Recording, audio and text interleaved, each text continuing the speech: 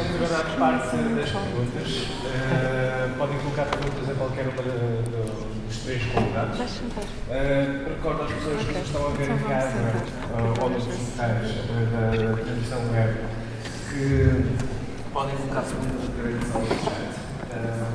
Claro que agora gostaria o microfone para quem tem perguntas.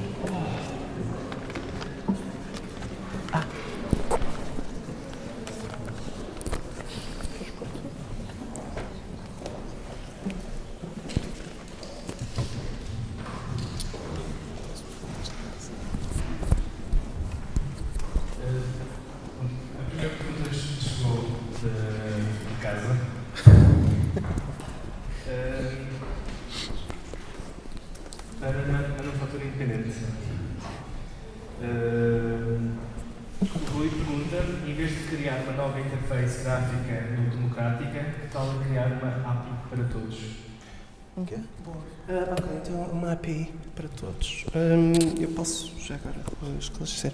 Isso faz parte dos planos, só para contextualizar, porque é um termo técnico. Uma API é algo que todos os sites governamentais deviam ter, e qualquer site de informação, que é uma forma fácil de extrair a informação. Uma forma que eu possa fazer um programa em que eu, em vez de ter de ir buscar o PDF, convertê-lo, tenho um URL para chegar exatamente àquela informação. Então, é uma forma de construirmos aplicações à volta dessa informação. E a pergunta é extremamente pertinente. Porque é que nós não disponibilizamos no Democrática? Queremos, já está meio feita, não está documentada. Vamos dar uma API porque, obviamente, a piada disto não é nós fazermos a solução, mas também dar a possibilidade de outras pessoas também poderem usar esses dados.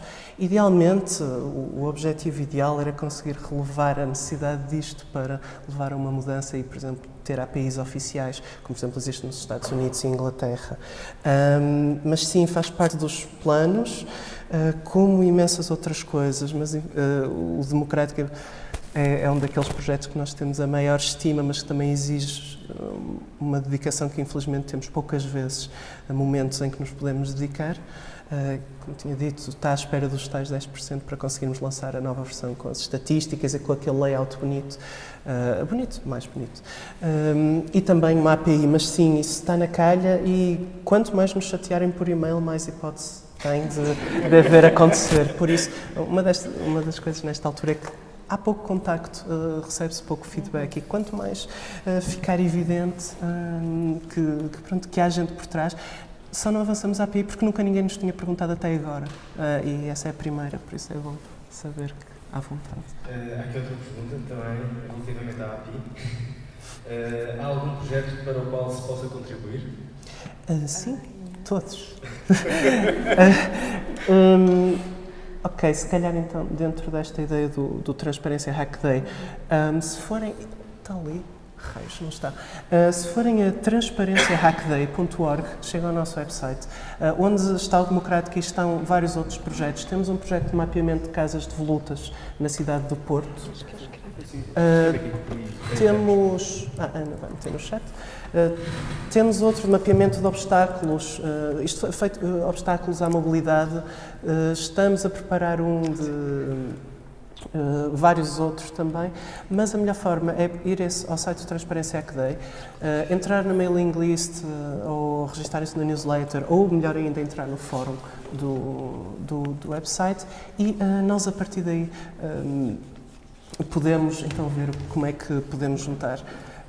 O código-fonte está disponível, mas nós também ainda não seguimos as melhores práticas na coisa, que também é um trabalho que vamos fazer quanto mais mais rapidamente nos mostrarem que é necessário.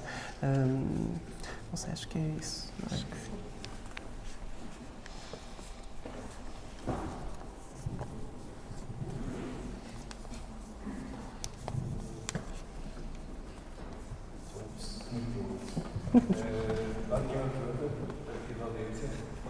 Caso não chegue mais nenhuma.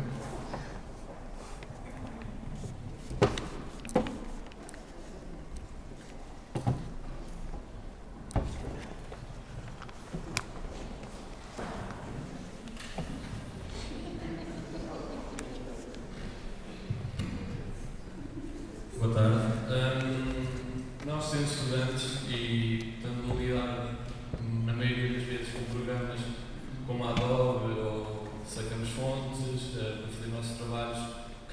são remunerados, portanto, podemos fazê-lo sem qualquer problema.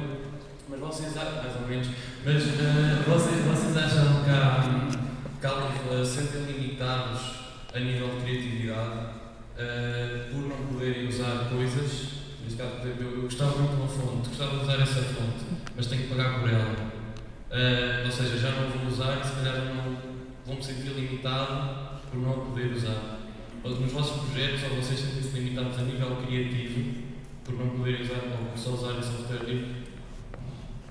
A resposta rápida é não. Mas a questão é completamente legítima, porque é verdade. De repente estás-te a restringir e estás a determinar, ok, eu não vou tocar uma série de coisas. E isso é assim, é quase como... ao início é assustador. De repente não podes usar as fontes da moda, não podes usar o programa que toda a gente está a usar e estás a usar aquele que ainda estás a tentar perceber.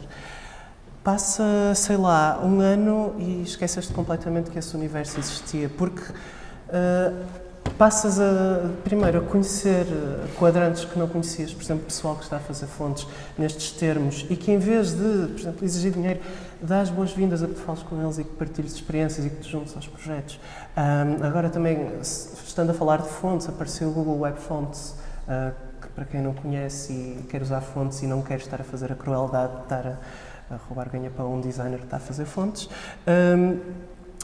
pode precisamente usar fontes livres que cumprem, e é isso, não são as tais as fontes trendy, mas por outro lado, o que é que tu fazes com o que há? E acho que isso aí é que te aumenta mesmo a criatividade, ou seja, aquela ideia de, dentro deste conjunto, o que é que eu posso fazer?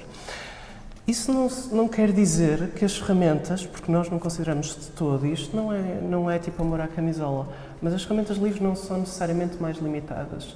Primeiro, quanto ao seu potencial, pessoal, a primeira pergunta que temos sempre, aliás, e que nesse sentido fiquei bastante feliz da tua ser mais alto nível, é mas não dá para fazer coisa em contexto profissional. Estas revistas são todas feitas com software livre, usamos spot colors, usamos o que quisermos e a gráfica continua muito feliz com os nossos PDFs, como nunca esteve no tempo em que usávamos ainda o InDesign.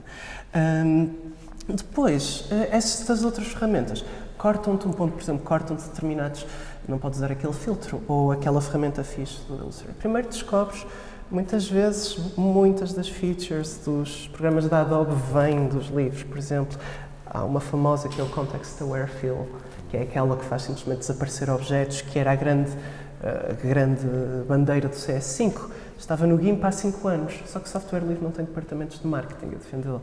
E tu tens a ir ler o manual e ter a sorte de encontrar aqueles filtros. Mesma coisa... A mesma coisa, por exemplo, com uma ferramenta que foi agora introduzida no Illustrator que permite criar padrões e que também teve uma publicidade brutal, mas que é uma coisa que está no Inkscape desde o início. O Inkscape é o editor vetorial livre e que tem muito mais capacidades. No caso do Inkscape, podes fazer uma quantidade de variações muito maior. E é uma ferramenta realmente poderosa. Quando começamos a usar o Inkscape, ficamos apaixonados por essa e por outra que são as Spiros, que são um tipo de curva diferente da Bezier e que te permite fazer curvas perfeitas, S, sem teres de passar uma semana inteira a fazer aquela parte difícil de quando ele muda de direção. E, em última análise, a grande dificuldade é verdade, por exemplo, se eu me puser e se eu estiver a usar Adobe, se me puser à frente do Illustrator e do Inkscape, necessariamente a minha familiaridade com o Illustrator vai-me fazer ficar, porque no Inkscape as coisas comuns estão todos os botões em sítios diferentes e é um processo complicado. Nós demoramos sensivelmente 1 ano para fazer a transição completa. Começando pelo GIMP, sempre, e a nossa sugestão para quem quiser experimentar, só mesmo com um projeto, ou seja, tendo um projeto e dizer, ok, eu vou usar o GIMP e preparar-te para levares mais 20 vezes de tempo, só que depois, à medida que vais fazendo, vais-te habituando. De repente o Photoshop já não parece tão interessante, porque no GIMP até podes ir sacar os plugins que quiseres. Podes escrever os teus com Python, que é uma linguagem de programação, com os quais também podes escrever plugins para o Illustrator, para o Inkscape, para o Scribus, que é para o FontForge, ou seja, podes automatizar todos os teus programas. E isso, claro, não acontece. Ou seja, perdes mas é verdade, há coisas que os programas da Adobe têm e que não estão lá refletidas, mas também há imensas que estão nos livros e que não se refletem, que não dá para usar, não existem os proprietários. Mas depois é quase esta ideia de, pronto, de restringires. No início é assim, de facto, quer dizer, sentes-te restrito porque já perdeste o universo. Mas quando estás para ele já te esqueceste disso. A nós não nos faz espécie nenhuma não poder usar Helvética ou Adin, ainda para mais porque não tarda, vão aparecer versões livres, porque os specimens são públicos. A Adin, aliás, já tem uma versão livre, que nós fizemos uma color font a partir dela. E depois tens trabalhos imensos trabalhos com os quais podes tomar contacto de uma forma muito mais próxima que nunca poderias num contexto mais comercial e tradicional.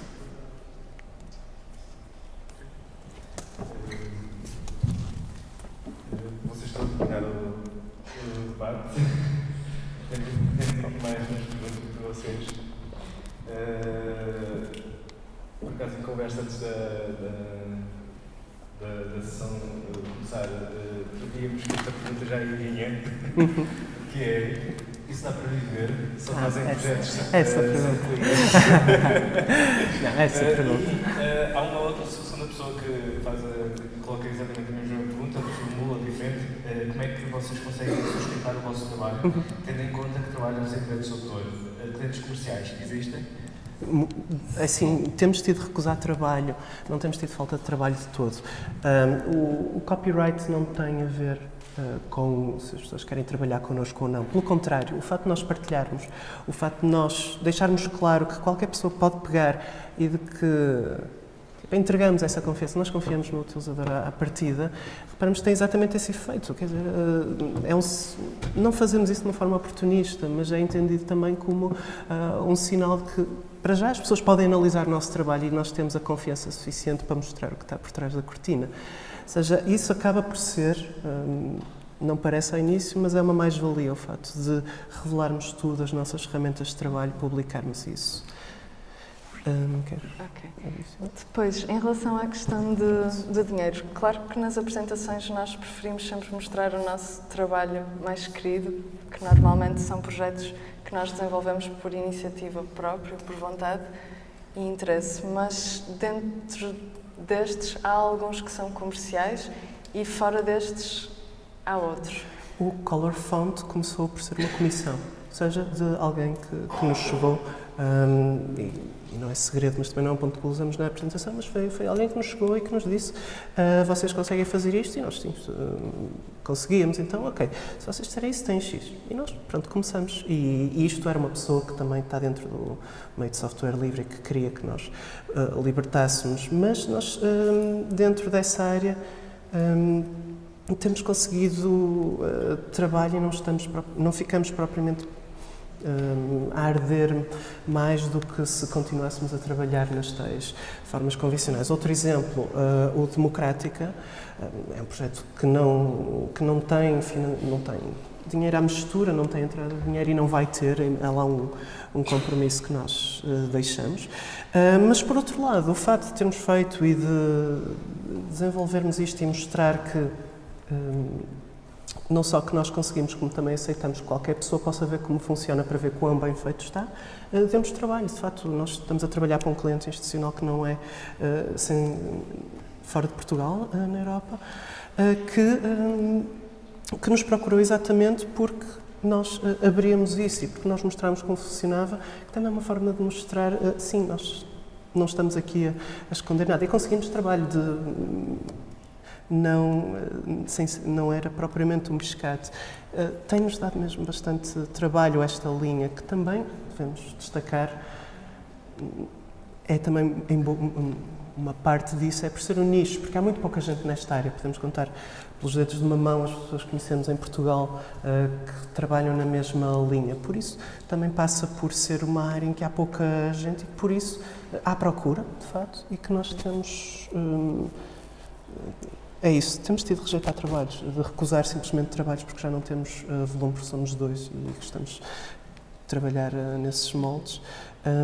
E ainda sobre as licenças, a ideia de que quando nos fazem uma proposta de trabalho, nós normalmente apresentamos 2 orçamentos. Um orçamento muito alto se o trabalho ficar exclusivo para aquela empresa e um orçamento mais baixo se aquilo for algo que nós podemos lançar, nós próprios usar para outros projetos e disponibilizar. Claro que não estamos a falar de logotipos ou coisas que à Marcas partida registadas, por exemplo, têm é a obrigatoriedade de serem coisas que ficam restritas a um determinado uso, mas software para fazer certos tipos de coisas. Sim, já houve, por exemplo, uma coisa que fizemos, era uma empresa que queria um software que lhe pudesse gerar logos que se alteravam de cada vez, para poder ter sempre um logo diferente.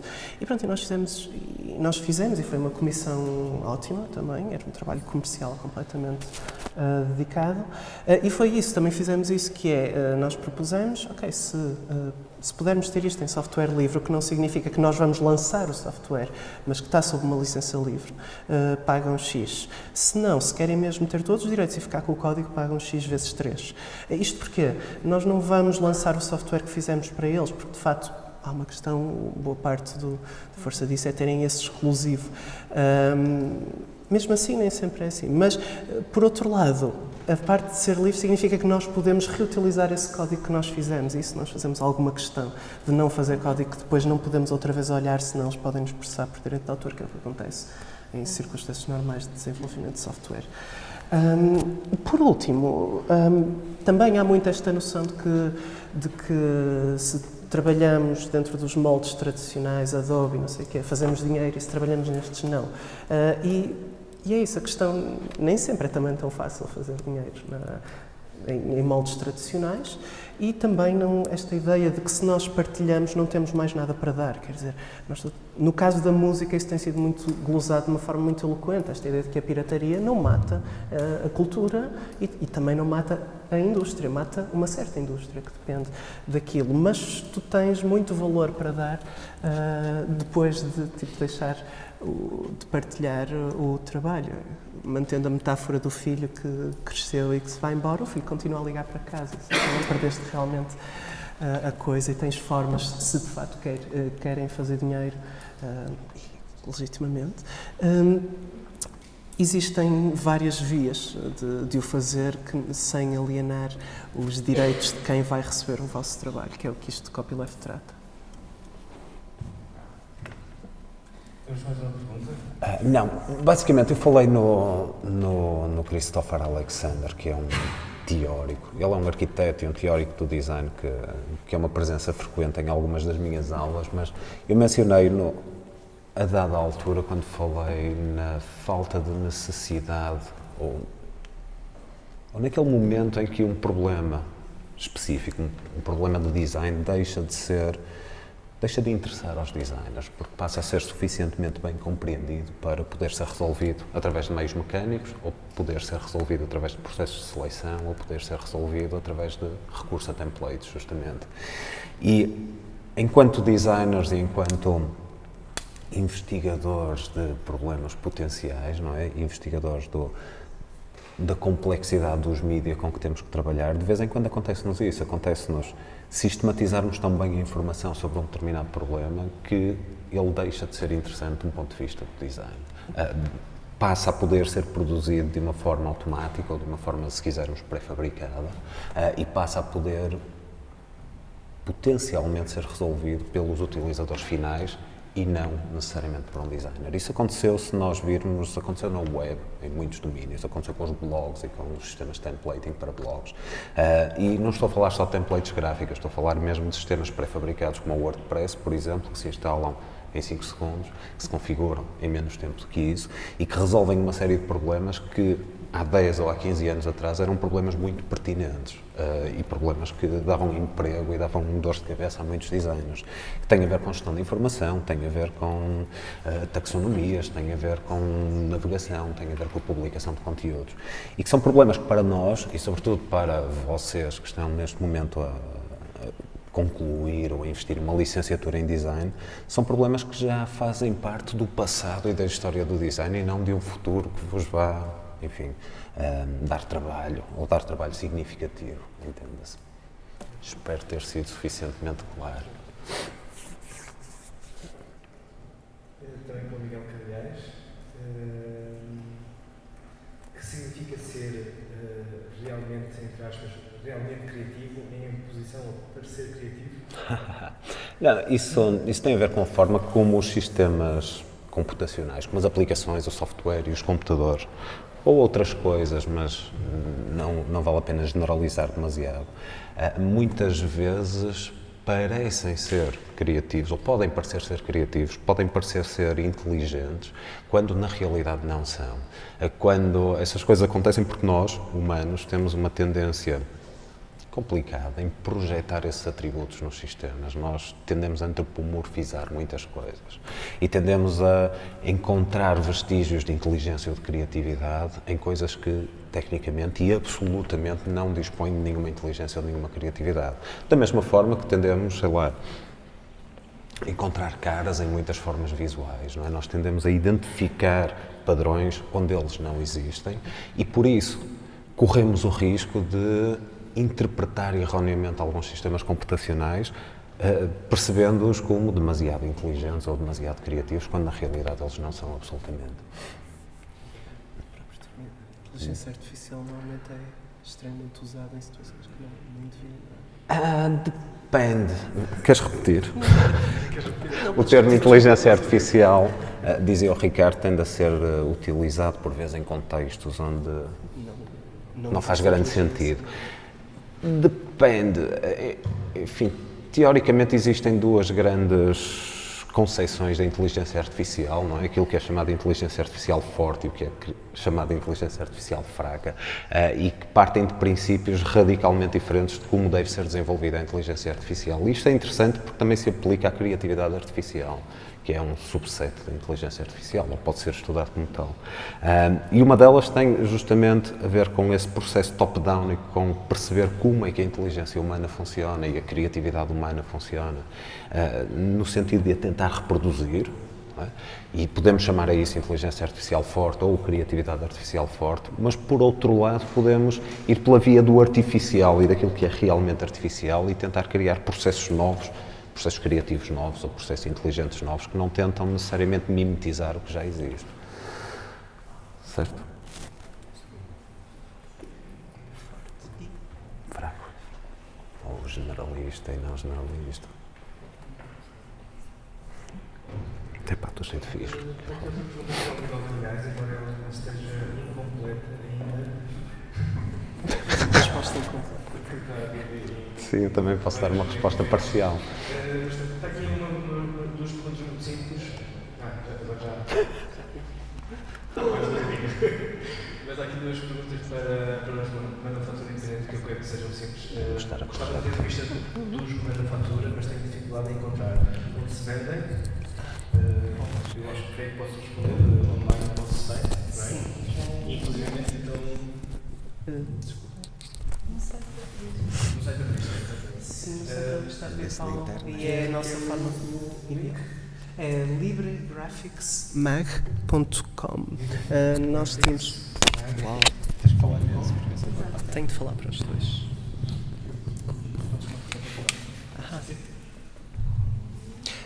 Sim, eu recordo já agora que é isso. Temos aqui algumas, mas online tem as versões PDF livre e também, já agora, todo o conteúdo também é livre, ou seja, os artigos podem ser utilizados, alterados, reproduzidos. Obrigado. Desculpa. Qual o software livre que utilizam para desenhar fontes? FontForge, que é o melhor software de desenho de fontes que existe. E o Inkscape, ou seja, porque existe uma extensão desenvolvida para o Inkscape e tem havido muitas melhorias para fazer com que o Inkscape, ou seja, o correspondente ao Illustrator, jogue bem com o FontForge, dá para fazer copy-paste de um para o outro. Não sei se com o Illustrator ou o FontLab dá para fazer isso, porque já não usamos nenhum desses softwares. Por outro lado, por exemplo, se estão interessados em manipular OpenType, o FontForge é claramente superior ao FontLab. Se querem automatizar com scripts Python, o FontForge também é muito superior, na medida que o FontLab não nos deixa fazer programas autónomos. Ou seja, temos de ter sempre o FontLab aberto para fazer algo, ao passo que com o FontForge nós já conseguimos, e é extremamente simples de fazer, temos, por exemplo, pequenos programas que estão no nosso repositório do Gitorious, que também não está muito divulgado, mas se precisarem, mandem-nos um mail ou um tweet e, se estiverem interessados, que aplica filtros a fontes. Por exemplo, pegar numa fonte e gerar uma versão outline, que, por exemplo, é interessante para a Color Font. Nós temos um programa que faz isso em também 3 segundos, que não precisamos de abrir a fonte forte, simplesmente escrevemos. E com o FontLab isso não é possível. Há de haver outras features também do FontLab que não são reprodutíveis no FontForge, mas pela nossa experiência para geração de fontes em todo e qualquer formato moderno e até antigo, FontForge serve. Tem um senão que tem uma interface muito feio, porque o seu criador é daltónico, e então toda a gente se passa quando vê a interface e diz: meu Deus, não consigo tocar nisto. São pessoas que não experimentaram o Photographer em 1997, porque era assim inacreditável. Qual 97? 2002. O FontForge era absolutamente horrendo e toda a gente trabalhava com ele. Por isso a história do gosto e de o interface tem de ter um mínimo de limpeza também é relativo. Isso também já está a ser resolvido nas novas versões do FontForge. Por isso sim, para desenhar fontes não é preciso nenhum software assim ultra especializado. FontForge trata mesmo de tudo. É isso, não é? FontForge é ultra especializado. Sim, é verdade. Estou a tentar colar aqui uma pergunta que veio em 5.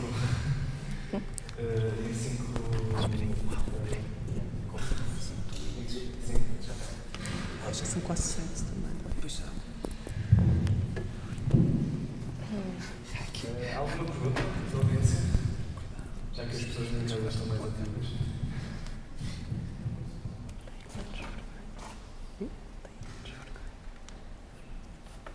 Vamos só esperar por uma pergunta que está quase a chegar.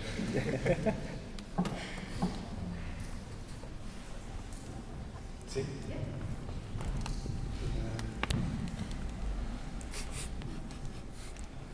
O computador faz uma pergunta. Pronto, a pergunta é para o Miguel Carvalhais.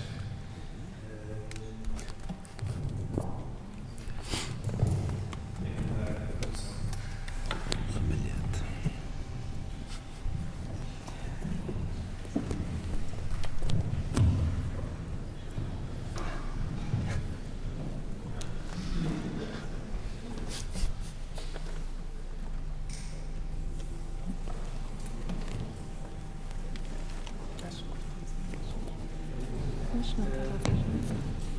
Não, porque eu já tinha esses Relativamente à anterior questão sobre interfaces para tutoriais, a existência de padrões assumidos como já resolvidos não pode ser potencialmente pejorativo, tanto por levar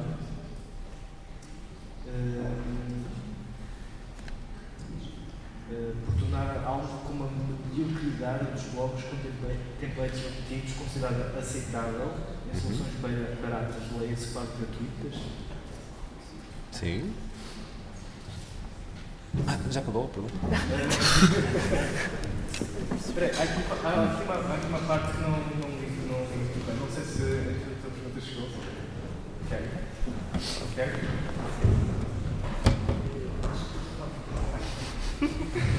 Se calhar vamos desistir da pergunta do Tiago. Não, a pergunta é importante, atenção. E o facto de eu dizer que existem questões que deixam de ser... Sim? Já está aí? Ok, então.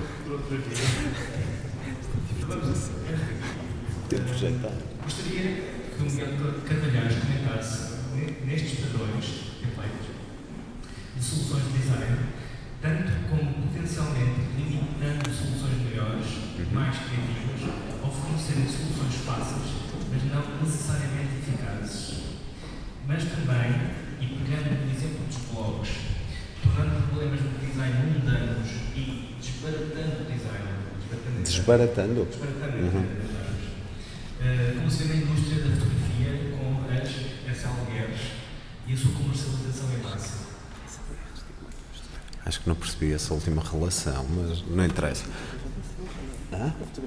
Sim, a fotografia está muito viva e as SLRs estão cada vez melhores, não é? Mas O facto de eu falar em templating e de falar em problemas que deixam de ser reais problemas para o design ou para os designers, não quer dizer que eu defenda necessariamente soluções pré-fabricadas para tudo, muito pelo contrário. Okay? Nós temos é que perceber que existem diferentes níveis de problemas na realização de um projeto de design. Existem questões estéticas e essas, em última instância, têm que ser sempre resolvidas, pelo menos parcialmente, por um humano, pelo menos nos dias que correm. Existem soluções técnicas que podem e devem ser resolvidas de forma automática sempre que necessário. Existem soluções ao nível da arquitetura da informação e ao nível das estratégias comunicacionais que também levantam ou colocam problemas distintos. Agora, o que eu acho é que existem sempre, o que eu acho, ou que tenho vindo a constatar, é que existem sempre partes do problema que podem ser resolvidas de uma forma que sistematicamente tende a ser invariante. Isto acontece no design de comunicação e acontece noutras disciplinas de design. Existem coisas que podem ser sistematizadas e que podem ser resolvidas, eu não diria por uma receita, mas por um método universal, ou aquilo que para voltarmos a falar no Christopher Alexander, aquilo que o Alexander chama de design pattern, ou padrão de design, e que não é um template. Okay? Está muito longe de um template, é mais uma verdadeira invariante para um problema cuja natureza nós conhecemos muito bem e que, como tal, conseguimos resolver de uma forma muito rápida e resolver utilizando métodos que estão mais do que testados. Ok?